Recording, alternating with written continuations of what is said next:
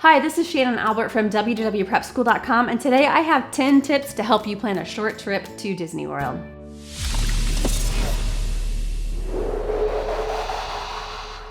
So people plan trips of all different lengths to Disney World. I would say that before this was my job, I usually went for about 7 to 10 days, which is a nice length of trip, but even then you can't get stuff done.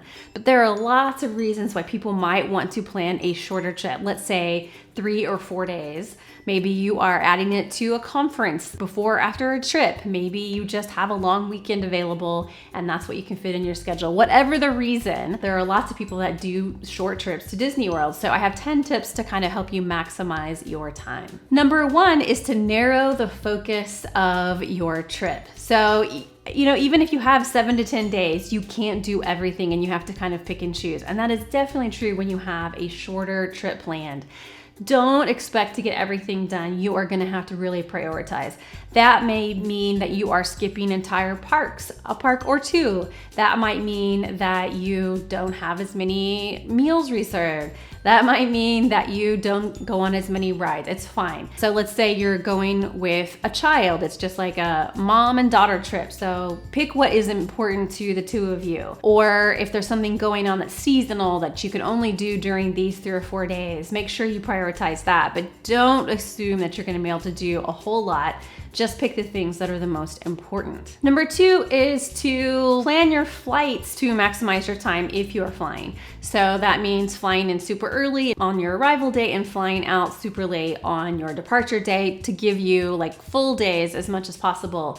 To add to that, if you do online check-in for your resort beforehand, then you'll be able to fly in and drop your bags at the resort and bypass the front desk usually completely, which will save you some time. And on the way out, you can use Resort Airline Check-in and Bell services. I will link in the description all the details about that. You can use the Resort Airline Check-in and Bell services right at the resort to maximize your time on your departure day to save some time. So that's number 2. Step 3 is to, if possible, if budget allows it, choose where you stay based on where you're going to spend time. Now, I am very partial to the Boardwalk area resorts, which are located just outside the gates of Epcot. That includes Beach Club, Yacht Club, Boardwalk, and the Swan and the Dolphin. And that's because they allow you to walk not only to Epcot, which is like a 5-10 minute walk, but also to Hollywood Studios. And I love that access. I'm not waiting on any buses. I'm not waiting on a boat if I don't want to. I can walk, and that gives me more control over the schedule. So that's one option. If you are spending lots of time in Magic Kingdom, then staying in a Magic Kingdom area resort might make sense, with the Contemporary being the most convenient because you can walk there. But the Grand Floridian is just 1 monorail stop away. Polynesian is just 2 monorail stops away. Choose your hotel based on where you're going to be spending a lot of time if possible. Number 4 is to consider upgrading your park tickets to park hopper tickets. Now, this isn't a cheap upgrade, but it does give you more flexibility over just a base ticket. And that's because you can go to more than 1 park in a day. That's why they're called park hoppers.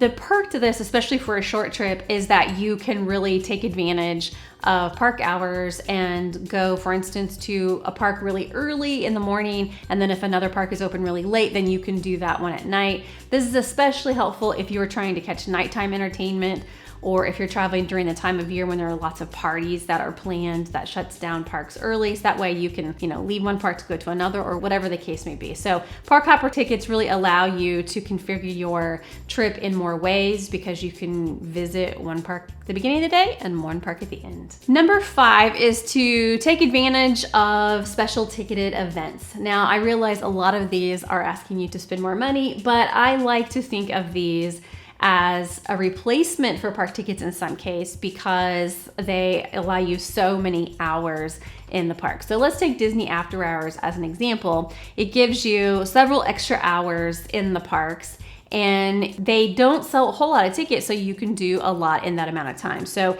if you think of the tickets as amount of time in a park, they're not going to make sense. But if you think about these tickets as how much you can get done in a short amount of time, or the number of attractions, then they make a lot of sense. So I find them to be super helpful. In fact, if I was doing a short trip and Disney After Hours was scheduled in 3 parks, I would do Disney After Hours in all 3 parks because it is just a great way to knock out a lot of a park or a whole park in one evening. So definitely consider that. Other options are like early morning magic, which has been offered at times at Magic Kingdom and Hollywood Studios. You can get an entire land done before the park even opens. So although it is an extra cost on top of your park ticket, in some cases, it will allow you to get a whole lot done in very little time. Number 6 is to consider extra magic hours. And I have said this before on the videos that I do not normally recommend extra magic hours because they tend to be the busiest parks.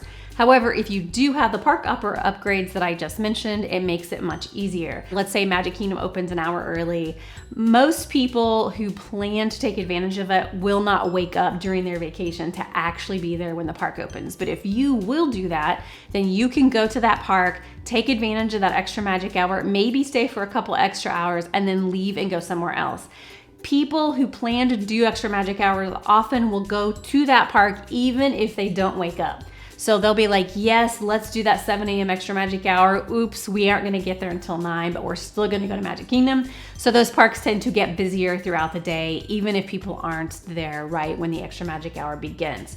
So I would highly recommend that you consider taking advantage of it if you can wake up in time or stay up late if it's an evening extra magic hour, and especially if you have a park hopper that will allow you to be somewhere else during the other part of the day. Number 7 is to consider a VIP tour guide. Now, speaking of suggesting that you spend a lot of extra money, this one is a big budget item, but I wanted to bring it up because it is such an interesting idea that you could use a VIP tour guide to shorten the length of your trip and use the money to pay for a VIP tour guide to go on whatever rides you want to. So the logic behind this is that, let's say you have a budget and you do some math and you figure out, well, if I shorten the number of days, which means shortening the number of tickets, which means shortening the number of hotel days, less food, but I instead spend that money on a VIP tour guide, I can get as much done in a day as I could over maybe several days on a longer trip. So a VIP tour guide, you can do a private VIP tour guide,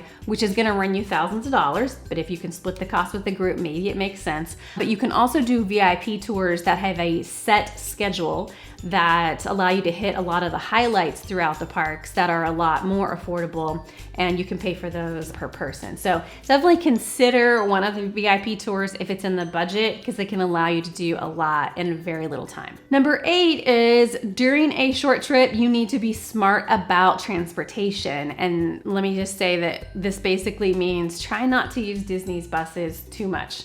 That is because it takes such a long time. You may go to the bus stop and you won't see one for 20 or 30 minutes. And then when you get on it, then you have to take the time to sometimes share with other resorts before you get on the road to your destination. If time is of the essence for you, and during short trips it often is, then I would highly suggest that you focus on methods of transportation that are more direct and more in your control.